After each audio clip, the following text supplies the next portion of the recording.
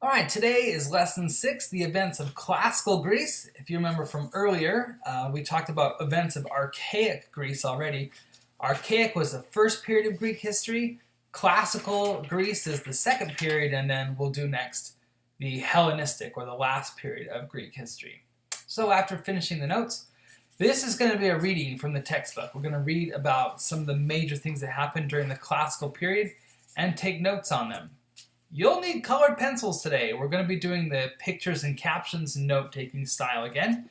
And we're only actually today going to be talking about 3 events. Here are some examples from previous years. This is what we're going to be talking about. So, first up is the Persian Wars.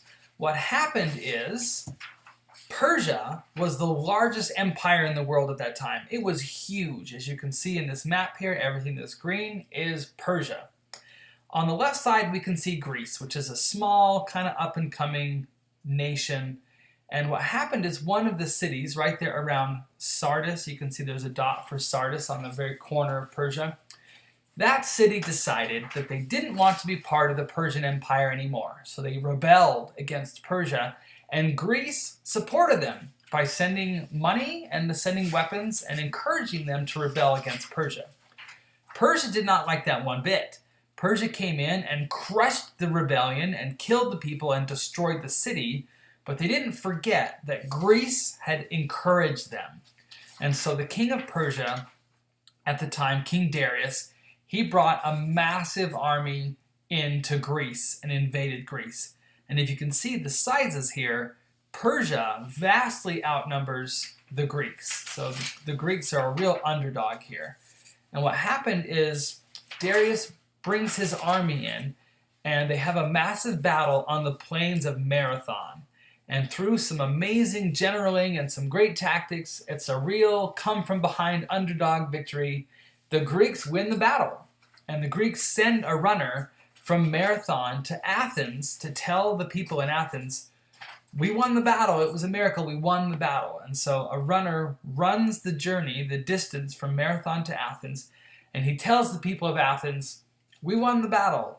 And the distance between Marathon and Athens was 26.2 miles. And that's still why to this day we have marathons where runners run 26.2 miles, which seems like a really strange, weird distance to be running, but that's where it comes from. It's to commemorate the Battle of Marathon, where the Greeks beat the Persians. So that's the first Persian War. But if you remember, we didn't talk about the Persian War, we're talking about the Persian Wars. The Persian king dies, and his son, King Xerxes, vows that he's going to finish what his father started, and he's going to beat the Greeks back. And so what he does is he brings a massive, massive army into Greece. And historians kind of argue over how big it really was, with some low estimates around 300,000, some of the high estimates around 700,000, but may have been 300,000, 400,000, 500,000 soldiers. It's huge. It's a huge army for ancient times. And he brings it into Greece, and he begins to give battle to the Greeks. And the Greeks are freaking out because they just are not prepared for this. And so the king of Sparta says he will buy the Greeks time. So what he does is he takes a few thousand Greek soldiers and about 300 Spartan soldiers as well, and they go and they stop the Persian army at the Battle of Thermopylae. And this is famous because you can see more about it in the videos below, but there's a narrow pass along the edge of a mountain and a cliff that goes down into the sea. And so the Greeks were able to take away the Persians' numerical advantage, and the Persians had to funnel their men through this mountain pass, only maybe 100 wide, 100 soldiers wide. And so the Greeks, even though there were way fewer of them, the Greeks were outnumbered in this battle about 50-1. The Greeks were able to stop them in that pass because the Greeks were built for doing just this. The Greeks were kind of the ancient tanks. They were little tanks of the ancient world. They had heavy bronze armor, breastplates and helmets, and they had big bronze-covered shields. So they were very armored for this. But Persia, if you look at this Persian Empire, The Persian Empire is huge, and the most important thing when conquering territory in Persia was speed. And so their army was built for speed. They wore really light cloth armor, and they had shields that were made out of wicker baskets.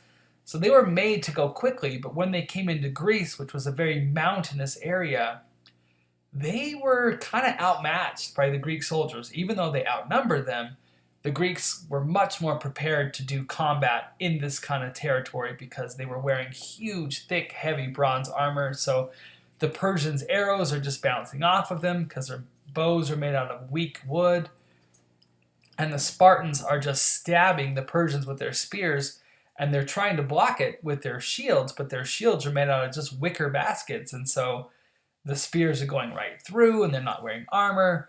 So eventually, the Persians do win the battle because, they did outnumber them 50-1, but it took 3 whole days for them to get through the pass. And all the Spartans and many of the Greeks were killed in that battle, and the Persian army gets through. But when King Xerxes brings his army into Athens, and he's sworn to burn it down and to kill all the people there, he burned it down, but there was nobody left in the city because that extra 3 days that King Leonidas had bought them in the Battle of Thermopylae allowed the people of Athens to evacuate and to bail. So they were out of the city when King Xerxes came in.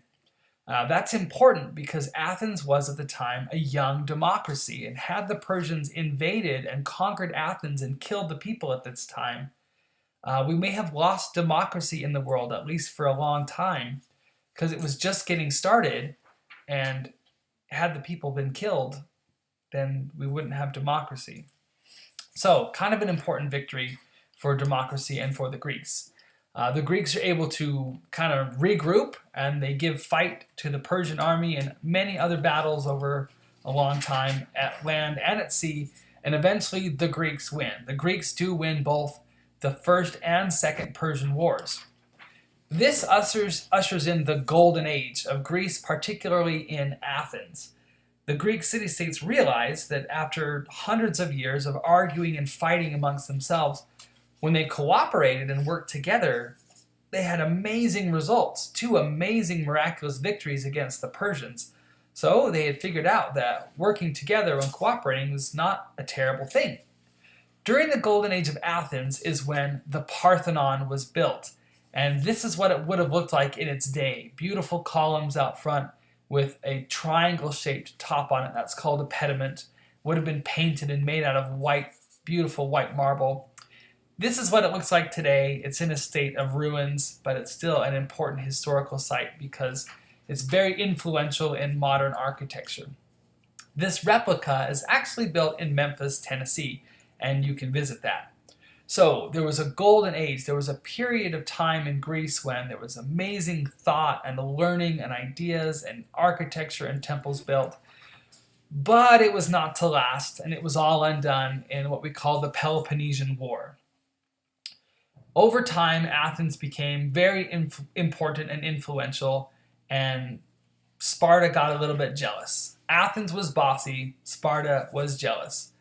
And so they went to war with one another, and there's a lot more other reasons about why that happened, but they went to war, and the war lasted about 30 years, and it was 30 just devastating years.